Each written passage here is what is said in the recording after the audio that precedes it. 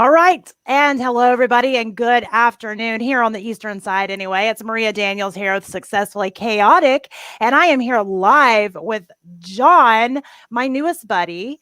And he is an author of, I don't even know how many books. I was going to count your books, and then I decided, I'm not counting the books. I'm just going to say an author of multiple books, which is super exciting. I'm thrilled to hear about his books, thrilled to hear about how he got to the point of deciding to write so many. I haven't even finished my first one. This has been on my to-do list for decades at this point. So, and I know there's a lot of people out there like me that have had that on their want to do list for a long time. So I'm going to go ahead and let John introduce himself and who he is and let you all get to know him a little bit. Thank you, Maria. Hi, everybody. My name is John Vorhaus. That rhymes with, never mind. It's easy to remember. I've been a creative person all my life. The last straight job I ever held was as an advertising copywriter, my first job out of college. I bailed out of that without a parachute and went into singer-songwriting. It took me 5 years as a singer-songwriter to realize there were two things I couldn't do particularly well, sing and play guitar. So I went to Wagons West, came out to Los Angeles, and started writing situational comedy. I had a pretty good, successful flurry in that career. But then by accident, I stumbled into the opportunity to write my first book, The Comic Toolbox, How to Be Funny Even If You're Not. And the one thing I discovered from that experience was I kind of like being the captain of my own ship. I really like writing books because I get to control every single word. I don't have to, well, I don't mind collaborating, but if it's a subject that's of my voice, I want to keep it to myself. The big hurdle that I had to surmount in my writing career was getting from nonfiction into fiction. I always wanted to write novels, but it was a hill too high to climb in my mind. But when circumstances put me in a place where I could write, and I did write 10 books on poker in the space of about 6 or 7 years, the experience of being on a deadline on a big book almost constantly, day, week, month, year after year, that's what really got me into the groove of being a daily writer and having a strong, active practice of writing. And once I had that, it was a kind of a short step over into novel writing, because my first novel, actually my first couple of novels, were set in poker settings. So I had a lot of information authority to draw upon, which made it easier to deal with the emotional walls that stood between myself and my successful practice of writing. Okay, so that brings up, I'm writing down questions as you're talking. So you said, I'm like, oh, I want to ask on that, because if not, I was like, my squirrel brain will be somewhere else in a minute. So you mentioned daily writing. That's intriguing to me because I've never heard anybody say that. And I'm sure there's going to be people who go, everybody says that. And that's fine. I've never heard it. So I'm hosting this show, so I get to say that. So I've never heard anybody say that. Can you explain to me just that concept and the reasons why behind the daily writing? Sure. The thing that we're looking at when we're looking at writing is not writing, but the practice of writing, the act of being engaged with the craft of writing. And you can have a practice of anything, music, art, stand-up comedy, anything you can think of. But the question the only question that matters is, how shall I advance my practice? And a lot of people get uptight about the idea of daily writing because they think, if I'm going to have to sit down and write every day, that's just going to be such a grind. And I know my writing kind of sucks, so why do I set myself up for that? Well, you do it because that's how you're in your practice. And when you're in your practice, it doesn't matter whether the outcomes are good or not. The only thing that matters is applying your trade. You're practicing your craft. The way I like to put it, so people understand this clearly, fear is a huge part of the process for every creative person, undeniable. In my mind, I have this character that I call my ferocious editor, and he looks over my shoulder and condemns and judges me constantly. When I was a young writer, just trying to find my feet, I used to spend 4 minutes of worrying for every 1 minute of writing. I write for a minute and then I complain to myself about my writing and how inadequate it is for 4 minutes. At this stage in my life, I've kind of flipped it around. I can get through 4 minutes of writing and then only a minute or so of worrying, and then I can move on. But I have no expectation that I'm ever going to be a completely fearless writer. I don't think that's a realistic expectation. The realistic expectation is fear is going to be part of my process. My job, in the name of good practice, is to figure out how to accommodate my fear and manage it without letting it do the one thing it has the power to do, and that is stop me That's amazing. And you mentioned several things there that made me think about the fact that a lot of people have this fear of failure. And, within anything, no matter what you're doing, whether it's in the creative world, the business world, or let's face it, just the life journey world, there is going to be a big portion of that is going to be failures. And I think, like you mentioned, as the sooner you figure out that that's part of the process, the sooner that you can stop fearing the idea that you're going to fail, because you're going to, right? Yeah. So when it comes to, writing or any of the things that you do, because I know you're kind of, well, you're a creative, and like a lot of creatives, you're multifaceted on the things that really make up who John is as a whole. So think about all the things that you do. Is there times that you feel that you've allowed failure to hold you back? I know you gave us an example of when writing that you were able to flip that around. Is there some areas that maybe you have struggled a little bit more? Sure. Yeah.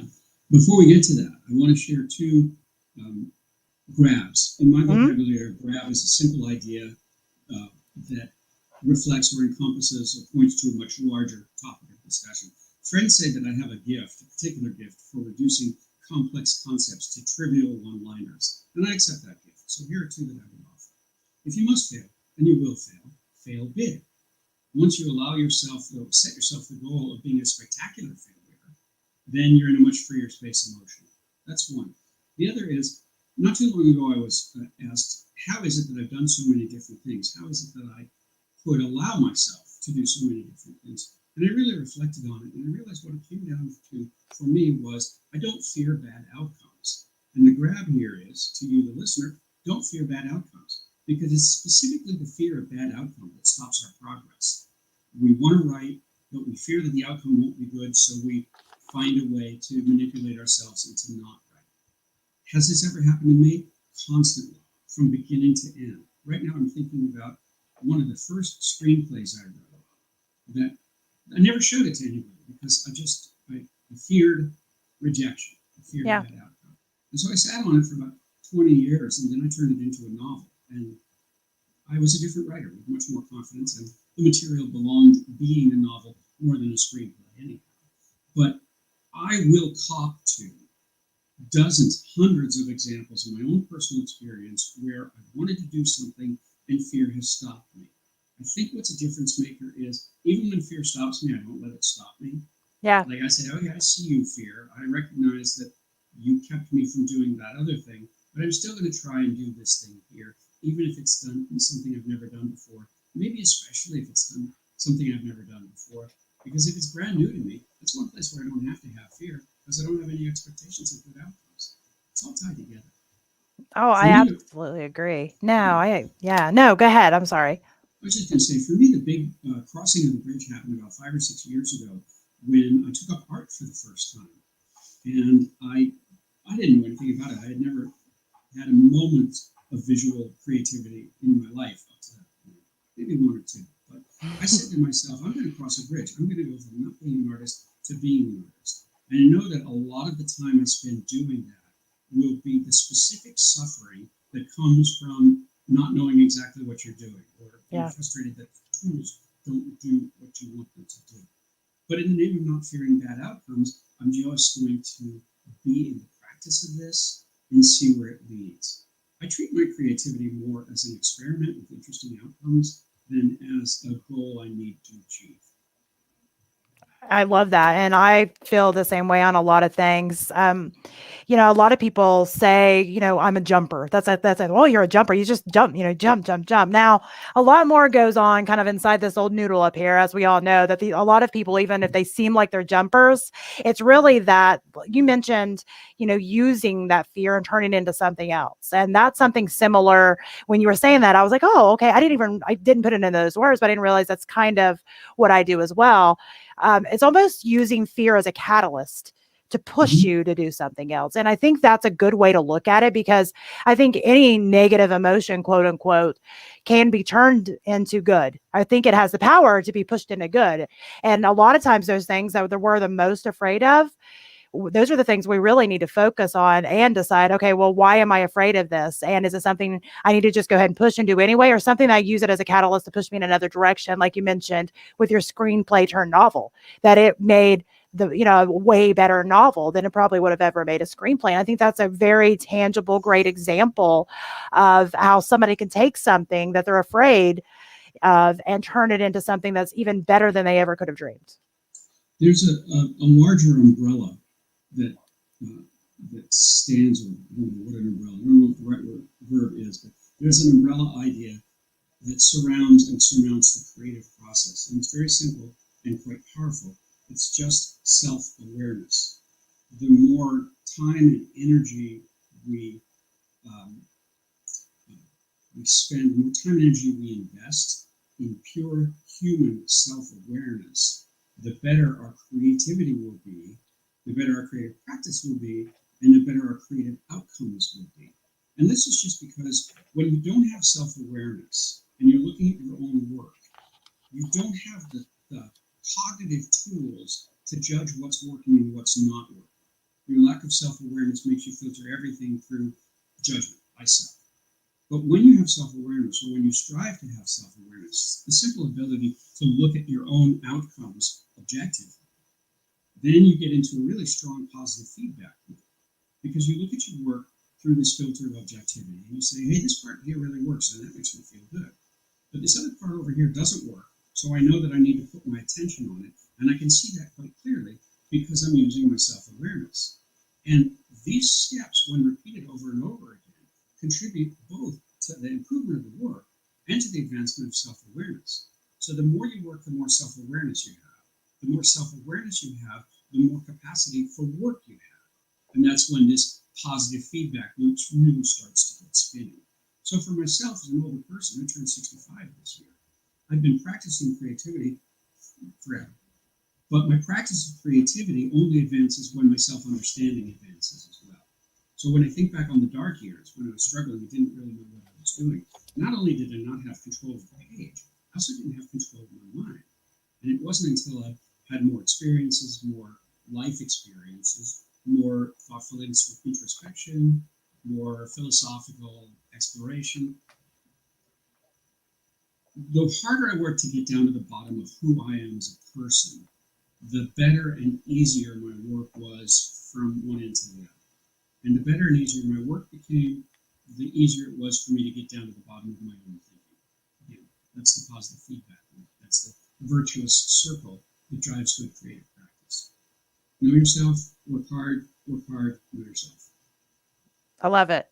So as far as getting yourself into that self-awareness, are there certain routines that you look to help create that space of where you're able to be self-aware? There are a couple of things I do. One is I look where I don't want to look. When a thought crosses my mind that invites me to introspect on a thought, a characteristic of myself, I might hear that little voice saying, don't go there, it's dangerous. You won't feel good about yourself if you go there. My experience is if I go to those places, I might not feel good about myself, but I'm going to pass through. And the thing that will help me pass through is another big word, small word with a lot of clout, and that word is acceptance. If I can look at myself with self-awareness plus with acceptance, then I'm prepared to forgive myself for all my past mistakes and journey into the future with a real lightness of spirit. Because with acceptance, I got nothing to lose. I can't blame myself for anything. I'm acceptance of myself. That's the way I go about it. In practical terms, the act of sitting down and doing the work, this is a challenge on a lot of levels, so let's break it down. One thing we encounter is other people or things make demands on our time. Let's just say, for instance, that I have a spouse who wants to do something other than what I want to do, which is sit here and write. I have to negotiate with that person and say to her and to myself, this is my writing space, this is my writing time. I can't let go of it because it's so good for me. It's going to help me achieve my creative goals. It's also going to improve who I am as a person. That's what I know about practice.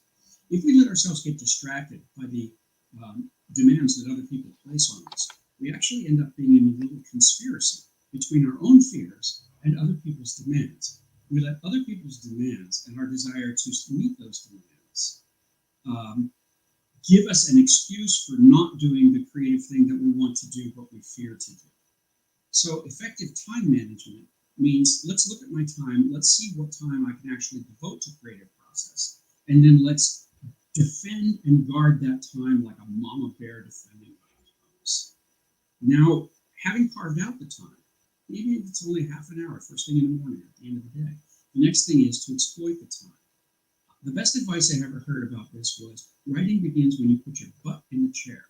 Even if you're sitting at your computer doing nothing, even if you're sitting at the computer playing solitaire, you're still in a place where the work happens, and that's the first step. Then once you're there, set a simple task. Maybe come up with 10 words for how you feel right now. Or maybe come up with 5 one-liners for a television show you might like to make. Or maybe just write stream of consciousness for 90 seconds and see what that looks like. Or any other tool you can use to stimulate the creative process without engaging the fear. Because if you say to yourself, okay, my 1,000-page novel starts right now, you're just going to drive yourself nuts. You're saying, I'm going to climb this 1,000-foot cliff in one go. And that's not going to happen. What's going to happen is you're going to take a step. You're going to grab a handhold, you're going to grab a foothold. Those will point you to the next handhold, the next foothold, and up you go. So this has to do with setting expectations. If you set your expectations nice and low, they're easy to exceed. If you set your expectations high, you also put high pressure on yourself, and it's hard to perform well under high pressure. So if you change your expectations from, I'm going to write the great American novel, to, I'm going to write some words and see what happens, then you put yourself in a position where you can't lose. Love it. Absolutely. Like I've got so many post-it notes all over my desk right now where I'm writing down little things that you're saying for quotes. And I mean, I think it's great. I mean, I really do. It's, simple wins every day. It really does. And a lot of times even if we want to do grand, big things, if we, like you mentioned, if we come up with these grand, big ideas, we sit and wait because number one, we're maybe scared, like we've been talking about with fear, or it seems like you have to have so many things in place before you can start. I know we've all done this. It's like, oh, okay, well, when I get to this point, then I can do it. Oh, when I get this done, then I can do it, instead of just going ahead and starting with something simple now. I currently have a screenwriting client.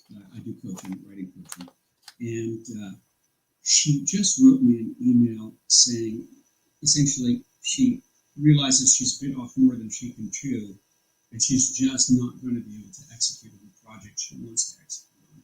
And my heart goes out to her because her pain is manifest. You can hear it in the words that she's written. But what I will say to her when I get a chance to respond to her, which after this, what I will say to her is, I've been there, done that. It's all part of the process. What's the expression? A man's reach should exceed his grasp. You grasp for a lot of things and you don't actually get them. Sometimes you do. But if you're into trying, if you're into grasping, then you recognize, hey, maybe only 1 out of 10 of these will pay off, maybe 1 out of 20. But none of them will pay off if I don't try. That's the thing that gets me going. That I have a lifetime of work that no one will ever see because it's just not good enough. But if I hadn't gone through all of that not good enough, I would never reach the point where there is stuff that's actually worth seeing by people. So it's a matter of recognizing what you want. Then it's a matter of recognizing the part of you that wants the exact opposite of that thing and figuring out how to reconcile those forces. In simple terms, we're talking about desire versus fear. You have desire, you have fear, you have them both at the same time. You have to manage them. And in managing them, the tool for managing them is increasing your self-awareness and your self-acceptance, and the result of managing them is a more effective practice of writing. No, I think that's great. And I do want to ask you, how many books have you written? Because like I said, I was scrolling and I was like, I don't know. I'm just going to ask him. That's going to be a question I ask. I'm not counting. I'm currently writing my 25th book, a little book of stand-up, a little book on stand-up comedy. It's quite a lot of books, and half a dozen or more are novels. 10, as I mentioned earlier, about poker. A lot of books on writing and creativity, and a lot of books on comedy, how to do stuff. And then one standout little big book called A Million Random Words. In a way, this is my favorite book just because it's such a joke with such a long tail. I was surfing around on Amazon one day years ago, 10, 15 years ago, and I noticed they had a book called A Million Random Numbers, a print book from the 1950s that were used in the time before computers to seed random experiments, generate random numbers from mathematical models. Yeah. And I thought, well, if you can have a million random numbers, you could surely have a million random words. So I got the aid of a computer-oriented friend, and he downloaded or compiled with me a collection of a million random words formatted as a novel or some weird prose structure. But it's one weird, strange, wonderful word after another in no particular order. Now, at a million, it runs to 5,000 pages in print. So I don't actually sell print copies, but the digital copy, for only $5, is a tremendous creative tool. Because you can go into that thing, you can find character names, you can find interesting phrases that you can use or change or manipulate. It might lead to a poem or a short story. You can seed short stories by taking 3 words at random and saying, I'm going to write a story about these 3 words. What I like to do is take a page of random words, subtract all the ones I don't want, and the rest declare to be a poem. This is actually called an exquisite corpse. It's a thing people do. They take text, they remove what they don't want, and what's left is a poem called an exquisite corpse, of the style of an exquisite corpse. So people think it's a joke, and it is a joke, but it is also kind of a useful joke, this million random It's words. a tool. And Yeah. it is a tool. And as a friend of mine pointed out the other day, that might make me the author of the longest book ever written in the English language, which is pretty That would be exciting neat. to think about. Well, you need to check with Guinness World Records and see if that's not being claimed. I think that needs to go on your action list. Make your little post-it note. I'm making a note right now. That's what you need to do. Get it in Guinness, because if that has not been claimed, then that could be something that would get you in the Guinness World Book of Records. I think that would be amazing. That would be pretty awesome. Didn't even know that was on my bucket list until just this Now it is. So surprised. This is what the show's about. We're making dreams happen, right? so 25 books. That is wow. I wrote a tiny little children's book that's at the artist now, that I have an autistic son that's 12, and it was kind of started out a kind of therapy for me that I wrote to be able to push out to help teach other kids and parents. But I've had a book of my own, like personal, kind of my life story and some different things that's going on in my business world that I've been working on, no joke, I feel like forever.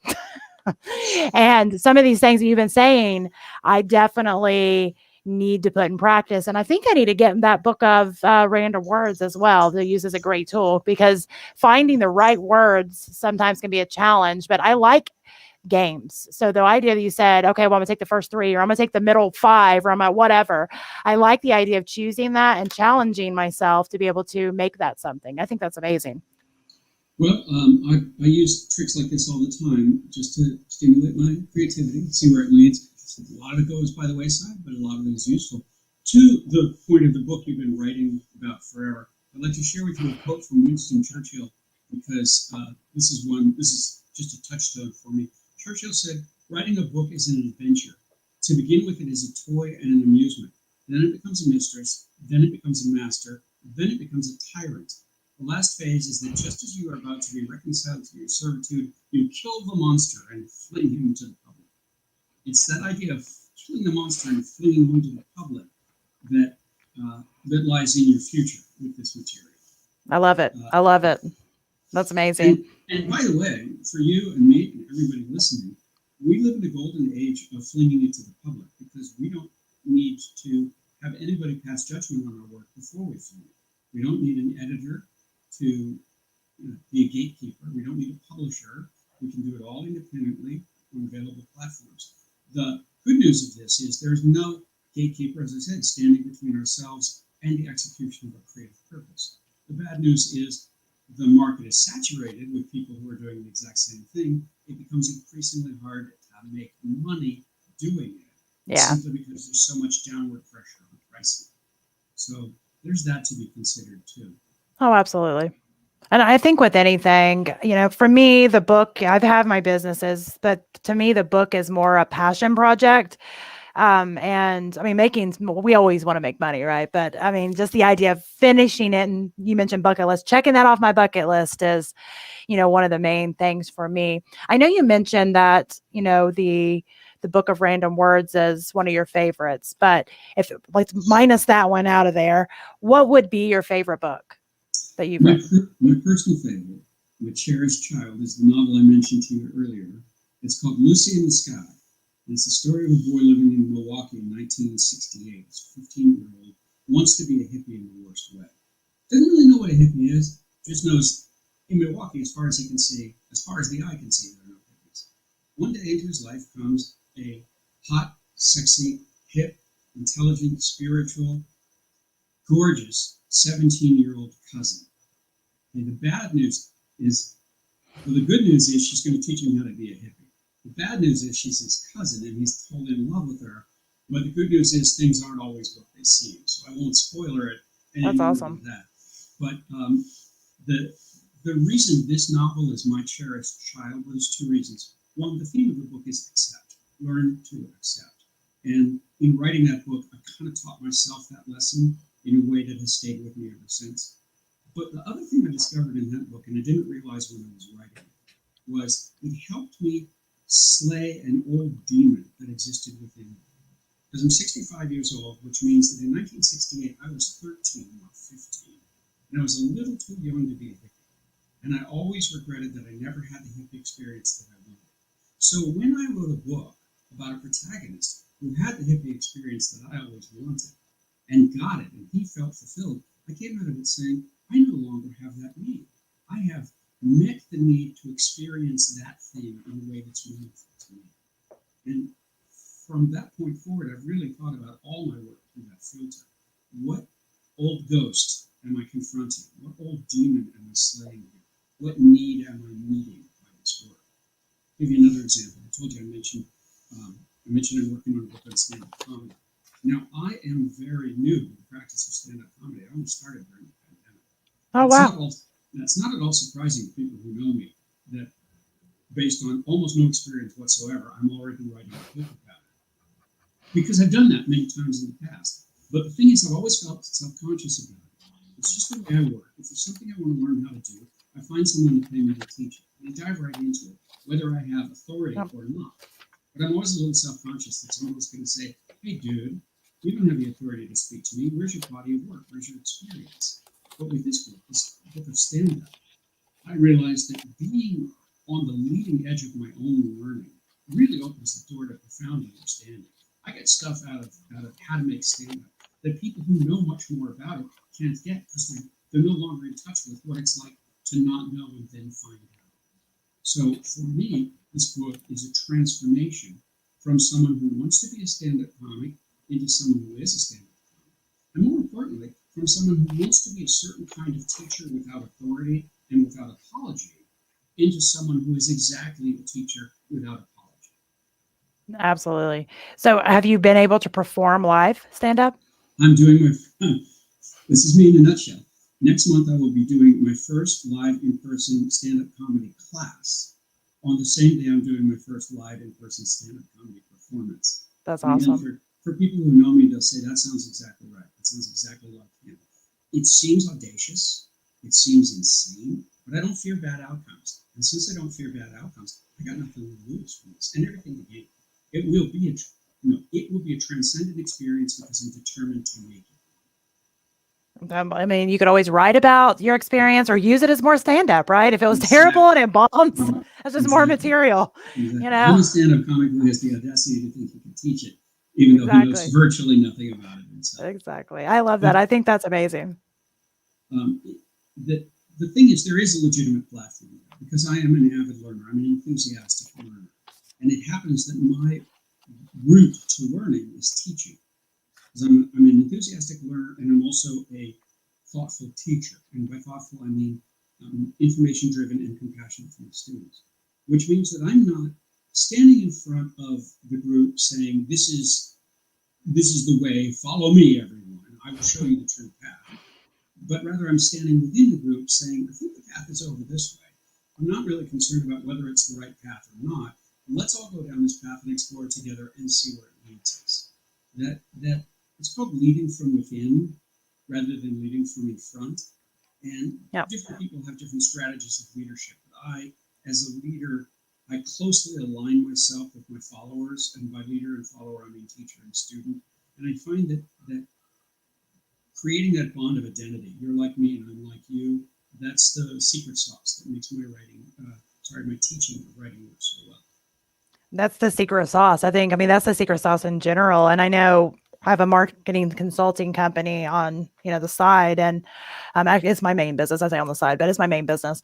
But even in that world, you mentioned about leadership, the best leaders that I've ever met in any company I've ever worked with are doing exactly the way you're doing it. They're leading from within. They're on a level playing field, even if technically they're the owner, or technically they're the CEO, or whatever their title says. If they're the ones that are in there getting their hands dirty right along with the team, those companies are far, far, far more successful when you actually look at the company as a whole. And, I think that's the way to really think about lots of things that we do. Is the way to really learn is to get in. You can't really know what's going on from up here, right? If you're up here looking down, I mean, you're just seeing everything from one dimension, right? But if you're getting in there and you're going right along with people, no matter what it is, whether it's, writing or stand up or business or whatever, if you're in there in the everyday, that's really where the magic happens. And I really love that you said that. My first book was called, as I mentioned, The Comic Toolbox, How to Be Funny Even If You're Not. And in that book, I talk about something called the Grand Canyon effect, which says if you're standing on the rim of the Grand Canyon, you can know the scope of the canyon, but you can't know it in detail. You have to go down into the canyon to really know what's there. And so it's the same thing that you're talking about, but it also pertains to writing. You might have written an outline and think you know your story, but until you turn that outline into a manuscript or a script, you're not really going to know what's there. So the idea of I'm going to outline this thing until I know the story for sure, and then I'm going to write the script. That actually ends up being a block to people because they never know the story for sure because it's only in outline form and it hasn't been realized in script form yet. But because they're not certain about how it's all going to turn out, they're afraid to take the next step and make that transition from story outline to script. I'm not saying you should cheat your story outline or not do a diligent job of creating it, but don't worry if you don't have all the answers. When you, as you put it, Maria, when you're standing above, looking down, you have the big picture, but you don't have all the answers, and you're not going to get the answers until you get down and read with your fingers. I love it. So out of your 25 books, how many of those have been nonfiction and how many fiction? But about 2/3 are nonfiction, pretty evenly split between books on writing and books on poker, and then the other third is novels. So do you have that poker face? Do you have a poker face? Oh yeah, right now I'm so excited. Yeah. I'm dying inside, and you can't even tell. That's good. But you're good. You're good. You're good. People need to buy those books too, because if you're listening right now and you can't see, I mean, I'm impressed. You wouldn't even know you was thinking about that. I wouldn't. I would not know that. There's a wonderful line that screenwriters use as a joke. Sometimes a screenwriter will write a line of scene description that's impossible for the viewer to understand. It's like an inner thought. Of that sort of line, we say, you can tell by her face that she's thinking of France. Yeah, that's great. The novels include a trilogy about con artists. Oh wow!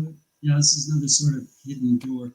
You can walk around inside my life and history and find one after another really surprising hidden doors. You did that too. Yeah, I wrote 3 novels about con artists. I am not myself a con artist. I will tell you that to your face. That's a good thing. That's good. I approve of that. But I really enjoy exploring the world of shady characters like that. They're fun to write and they're fun to imagine. And also, it's kind of a voyeuristic thing or prurient thing. I get to experience behaviors that I would never experience in my real life. Fooling people, conning people, getting out of tough spots. I'm a writer. I avoid conflict. But I love to generate characters who embrace conflict. First of all, that's what story is. Story is conflict. But secondly, again, it's so helpful for me to find an outlet for all these crazy thoughts inside my head. I often tell my friends, and they tell me, it's lucky for everyone that nobody else besides me is inside my head, because it's a really challenging place. But one of the ways I meet the challenge is to dump so much out of my head and into other places. Kind of like I hadn't really thought about this before, but you can say that my books and my art are release valves, pressure release valves. I'm releasing my creativity so that it doesn't build up inside my head and slay me. I think it's hilarious you said that, because I'm constantly If anybody knows me personally that's listening right now, this is not a shock, but I'm very much like a lot of the things you say. I'm like, oh, I'm like that. I'm like that. I'm like that. I'm impulsive a little bit of an adrenaline junkie. I've always got all these ideas and I use that all the time. I'll be doing something goofy in the kitchen and my kids or my husband will be like staring at me strange. And I'm like, it's my pressure release valve. It has to come out. Like it has to come out. And I think that's an amazing analogy. It always reminds me of, canning. I don't know if you ever canned, but the pressure, you have to release it. It's just, shoots out the steam. And I imagine that in my mind as I'm saying that. I think that's hysterical. So Yes. Go ahead. I was just going to say, there's space to be explored there. You mentioned I model behavior in front of my husband and my kids, and I require their acceptance of my behavior. Yeah. You tell them flat out, whether you accept this or not, it's happening. Yeah. But let's think about all the people who have that need and can't express it to their loved ones. Again, my heart kind of goes out to people like that because they're trapped between the desire to create and the inability to carve out acceptance for themselves and among the people around them. That expressing themselves creatively is an okay thing to do. It's not okay in a lot of places for a lot of people to just write a poem or paint a picture. They're not getting approval. They're not even getting tolerance from the people around them. I saw the Elton John movie, and I thought, this guy's problem is worth understanding. Because when he was young, he was weird. And his weirdness was his greatest strength. But it was also the thing that made his father hate him and therefore created a tremendous amount of self-loathing within himself. So his desire to be weird came with a real creative urgency, but also self-loathing. And the only way out of the trap was to create so much, so effectively, that the proof of his creative ability would overcome his self-loathing. In other words, the thing that everybody hates me for, that makes me hate myself, is the only thing that's going to get me out of hating myself. Yep. I can't turn away from it, because then it's just unrealized ambition and self-incrimination. But if I lean into it, at least I'm going where my heart wants to go. And the more I go there, the more quickly I realize that self-loathing is just projected on me by people who don't understand my strength. And for myself as a person walking around in the world, my job is to figure out what my strength is and leverage it to death. Because otherwise I'm just wasting my time on the planet. Yeah, I always refer to that as superpowers. We all have them. Mm-hmm. We all have superpowers. And, people say superpowers and we think, Marvel Comics and, Spider-Man, Superman, all those things. And but really, we all have our own superpowers within us. And, a lot of those are very creative based. And I hear people sometimes say, well, I'm not creative. And everyone is creative. Your creativity, flavor, style, personality, most definitely may be different, but everyone is creative. And I think a lot of, you mentioned untapped potential and unrealized, potential and all that. And I think that a lot of times goes right in with those people that think they're not, quote unquote, creative. When people say they're not creative, they're not actually thinking about it quite as clearly as they might. I'm borrowing now from the book, The Artist's Way by Cameron Jean. I'm not sure what her first name is, but I believe the last name is Cameron. She said, for people who look at art and say, I don't know how to do art, therefore I'm not going to do art. It's like people saying, I don't know any French, therefore I'm not going to learn French. When you look at it in those terms, you see it's absurd. Of course, you have to learn French in order to know French. And the fact that you don't know French shouldn't hold you back. But when we think about art, it's not quite so clear. We think, I haven't done that, therefore I cannot do that. And that is specifically what you're talking about. My attitude is always, I haven't done it, therefore I must. That's mine too. Yeah. We'd probably get in a lot of trouble together. And I'm so down for that trouble. Because what doesn't kill you makes you stronger, or perhaps makes you wish you were dead. But still, it's part of the journey, right? Yeah, but again, for people who say, I'm not creative, let's say you are self-defining as not creative. You made the choice to self-define as non-creative. What happens if you change that choice and say, I am self-defining as someone who thinks she's not creative or he's not creative, but I want to try? Okay, that'll put you into a place where you can take a risk without feeling too much at stake. And then you're on the journey to doing what you really want to do, which is going from I want to be creative to I am creative. So now, wherever you are in your creativity and how you think about it, you can see the path pretty clearly. You go from not creative to want to be creative to creative. And, and what's important about this is the interim step. Because if somebody says to me, I'm not creative, and I say to them, oh, yeah, just go ahead and try. Don't worry about the outcome. Go be creative. They'll say, no, I still can't do it because I can't go from not creative to creative in my mind. But I can go from not creative to want to be creative because that doesn't cost me anything. That's just a change of desire. And then once I'm comfortable in a state of mind that says I want to be creative, then I can try things. Then I get the reaction of trying them. I do something and some of them, I kind of like that. And now you can feel you are creative. I had my first experience of this when I'm going to open up one of these little doors again, when I made my first, last, and only record album. Because at that time I said to myself, I want to be an artist. And then I made an album, and it wasn't very good. I mean, it had some strengths, but in honesty, it was the work of a young practitioner. It was my first major art piece. But I came out of it saying, I never have to wonder if I'm an artist or not. There's the evidence in front of me. I am a certain kind of an artist now, a recording artist. And so now I know that I have the capacity to transition from want to do a thing to actually doing it. Now I have a platform to stand on for further executions of creative goals. That's why I'm a big fan of starting small and taking small wins, because those are the fundamental building blocks of the practice. I love it. Absolutely. I know before we went on live, we were talking a little bit about you just got done doing something that I didn't even know existed. And I would like you to kind of tell everybody a little bit about that because I was asking questions. Well, it was before we went live, so it's not recorded, but I got pretty excited about it. I was like, wait, what? What? Because I didn't even realize that was a thing.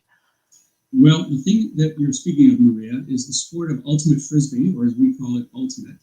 For those who know it, you know it, you love it. For those who don't know it, it's a team sport, field sport, kind of like soccer.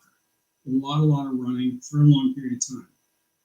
Last weekend, I went to the national competition for the sport in the Grand Masters division. There's all kinds of divisions for different ages, and I'm playing at the 50 and above age now. I'm actually 65, still spending days running around the field with other people my age or considerably younger than me for no other reason than the love of the sport and the exercise that's in it.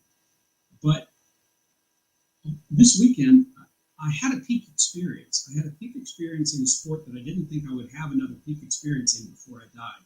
I thought I was over the hill. Turns out there was just another hill waiting for me, the hill of competition at the senior and super senior level. But I went into the experience the same way I go into creative experiences. I asked myself, what can I do to make this experience good for me? No, great for me. What can I do to stack the deck in favor of success? And a couple of the things I do across the board. First, I looked at my expectations. What are your expectations here? Well, I'm not going to go in there and be a superstar. I'm not that quality player. I'm more going to be stand on the sideline, root for my teammates, get an occasional point, do my best kind of player. So if my expectation is I'm going to go in there and be a difference maker, my teammates are going to adore me for the strength of my game, I'm setting myself up for failure. I've done that many, many times in the past in this very sport. But now that I'm older and I know myself better, I set my expectations differently. I'm just going to go there, I'm going to have fun, try and be a good teammate to my teammates, contribute to good spirit, which is of paramount importance in my team, and see what happens. And the direct result of this was I built up so much loyalty between myself and my team that they became like active participants in my success. They helped me succeed on the field. In ultimate, that means they threw passes to me in the end zone and let me score at nationals, which is great because I got to score at nationals, and I'm pretty sure that 8 billion people on the planet have never had that experience. You can feel the palpable joy in me now. I'm not shy about sharing it, and it's not at all phony. I just came out of a bucket list experience that I didn't even know lay in store for me. How did I get to it? I didn't fear bad outcomes. I had an opportunity to go to nationals as an add-on to a team that was itself an add-on. No expectation of success from myself or the team. And we didn't beat the competition. We came in pretty close to last. But in Ultimate, they award prizes for good spirit, too. And we came in second in spirit. And I had a lot to do with that. And I'm really proud of that. But the point is that when I was faced with the question, should I go or not go? It was almost impossible for me to find a strategy for not going, because everything in my life is oriented around go for it. Whatever it is, whether you think you can do it, if you truly don't fear bad outcomes, there's no reason not to go for it. When I first got word of this, I went to my wife and I said, it seems to me that I have the opportunity to go to nationals. I bet two things. I said, I bet you're going to tell me I should do it, and I bet you already know I'm going to do it. And she said, yeah, that's right. As it should be. I mean, you were talking about this, and all that was going through my mind is that they're thinking, you mentioned that you didn't win, but you did win. So you may not have won the game, but you won because you went against that self-doubt that had to kind of be there. Well, should I be doing this? You went across, against that. So that was a win. You showed up and you were there for your team. That was a win. You all had a true team experience because they allowed you to score the points. That was a win. So, I think a lot of times we look at, and I love sports. Don't get me wrong. I love sports, and I'm a believer in competition, and on that aspect, the win and lose, whatever. But when you take a step back, it's not about who scored more points. It's really about, what did I win from this experience? Because the experience is the biggest part of that. That is the journey. You're so right, and we can understand it on a simple level. The simplest level is, if you want to win, redefine winning. Change the terms so that the thing you're going to do is what makes a win. But behind that simple truth lies a process block that we can identify as untested assumptions. A person will go into that space saying, my assumption is that winning, coming in first, is the only definition of winning there is.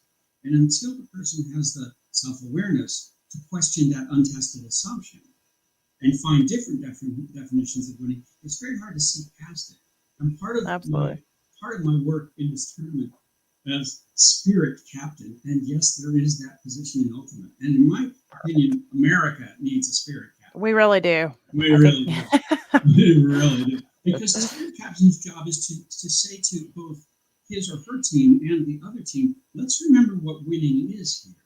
Winning isn't just having the best score. Winning is also having the best playing experience, and winning is also making sure that everybody around you has the best playing experience. That's a lot to take on. And just imagine if you're some 20-year-old Ultimate stud. They abound. I was one when I was one. They have no thought of spirit of the game. They have no thought of, it really doesn't matter if I win, because that competition urge is there.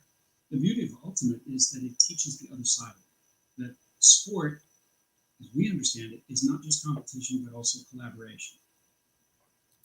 Absolutely. And life is a collaboration. And I think being able to really recognize all these things that you're saying really makes life worthwhile. And I know you hear a lot of these cheesy quotes and all these things, and really it's simple. You mentioned define the definition of ... You can define the definition of whatever for your own life. I speak on this on a regular basis.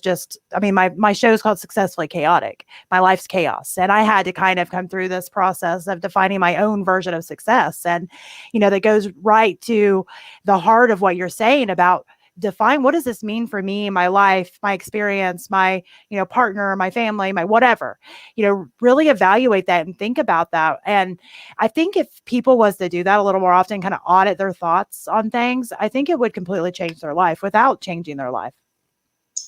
You're absolutely right, because you set up a feedback loop that gives you more information that helps you perform better as a human.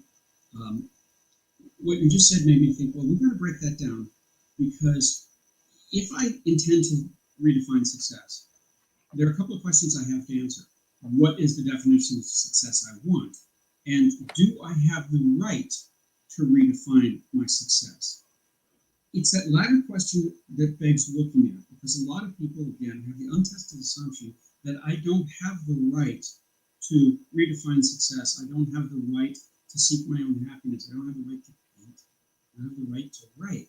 And that's simply an untested assumption, and it's simply not true. If you walk around on the planet, you have the right. You might not have the wherewithal. You might not have the tools or the skills, but you absolutely have the right. And claiming that right, claiming your agency as a creator or as a person is the first step toward redefining success. Fabulous. I feel like I've got so many quotes here from you. I don't even know where to start on quoting you. However, we are getting toward the end, and I want to make sure that the people that are watching and listening on the podcast are able to find you to be able to find out more about what you do. Because I have a sneaky suspicion we barely scratched the surface of who John Vorhaus is. So I would like you to kind of let people know a little bit about where they can find you, follow you, where they can get your books, and anything else you would like to say. I'll be happy to share that information, but first I have to make a joke. Go for it. Scratch the surface of a Californian, what do you get? More surface. I say that as a Californian. So if people want to find their way to my work, all they really need to know is my name. And if you're watching this, you can see it on the screen. And if you're listening, I'll spell it for you. John, surname Vorhaus, V as in Victor, O-R-H-A-U-S, or as my sister used to say, V as in virgin, O-R-H-A-U-S as in shucks. But if you have my name, then you can go to Amazon and put it in the search field, and that will take you to my Amazon author page, where you'll find a lot of my books. If you have my name, you also have my web address, johnvorhaus.com, where there are other books available, and you can get a look at my art. If you look at my art and get excited about it, then you can take my name, John Vorhaus, over to redbubble.com, punch it in there, and that'll take you to the everything shop for designs that nobody else has, because nobody else has this crazy brain creating those designs. And also, finally, you have my email address. If you're clever enough to put a dot between John and Vorhaus, and clever enough to think that I might be on Gmail, then you'll arrive at john.vorhaus@gmail.com. And my inbox is an open inbox. If you're interested in following up on any of this, you got a question, you have an issue you want to raise, you think I might be helpful to you, I am there to help you. This is a practice. Part of my practice is being there to help strangers with their stuff. I was going to say something other than stuff, but just say stuff. But here's my promise to you, gentle listener.